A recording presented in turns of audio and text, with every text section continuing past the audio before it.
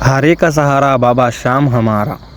तो welcome to my channel guys. Chhatrapati संभाजीनगरमध्ये स्थापित होणारे बाबा खाटू श्यामचे मंदिर रामराम सपने आपण चाललो होतो बाबा खाटू श्यामच्या मंदिरात म्हणजे सौंगीलाच।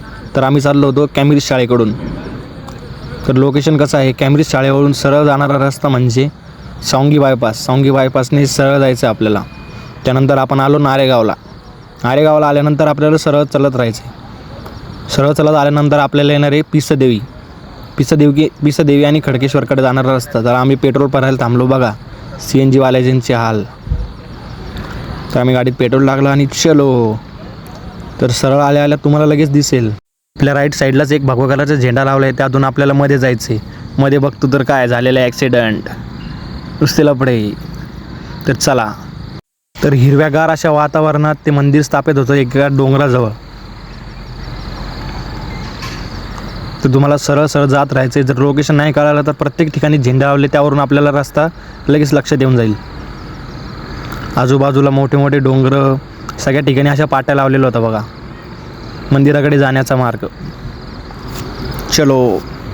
तर संडे असल्यामुळे आज खूप गर्दी होती तिथे, ट्रॅफिक वगैरे जास्त प्रमाणात होतं। तर तुम्हाला या पुला खालून सरळ जात राहायचं आहे बघा, ट्रॅफिक बघा। संडे असल्यामुळे खूप जास्त ट्रॅफिक होती। तर आम्ही म्हटलं चला जरा समाजसेवा करूया। शेवटी आम्ही निघलोच। या पलीकडच्या दिशेने एक डॅम आहे मोठा, तुम्ही तिथे मस्तपैकी फोटोशूट वगैरे सगळं करू शकता बघा, मोठा डॅम। तर चला आपण आलो गाईज आता शेवटी आपल्या बाबाच्या मंदिरात आलेलं आहे। हरे का सहारा बाबा श्याम हमारा। तर एकदा गाडी पार्क करून घेतली की तुम्ही मस्तपैकी असं दर्शन करू शकता। ये गुलाब मेरे फूल के लिए नहीं, मेरे बाबा श्याम के लिए। कृष्ण को जिसने दान दिया उस दानी के आगे, हमने सुना तेरा नाम लिए से संकट सब भागे।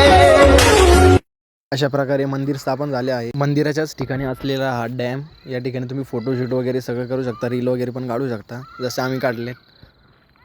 मस्तपैकी टिक्का लावला होता जय श्रीराम। आपल्यासोबत मागं सौरभ बसलेला आहे। चलो।